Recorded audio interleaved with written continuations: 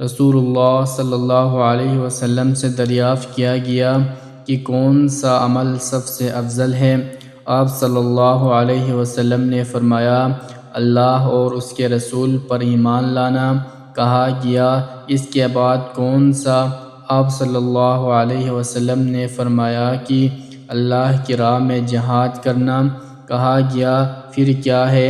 آپ صلی اللہ علیہ وسلم نے فرمایا، حج مبرور ہے۔ رسول اللہ صلی اللہ علیہ وسلم نے فرمایا، مجھے اللہ کی طرف سے حکم دیا گیا ہے کہ لوگوں سے جنگ کرو، اور اس وقت تک کہ وہ اس بات کا اقرار کر لیں کہ اللہ کے سوا کوئی معبود نہیں، اور یہ کہ محمد صلی اللہ علیہ وسلم اللہ کے سچے رسول ہیں، اور نماز ادا کرنے لگیں اور زکوٰۃ دیں۔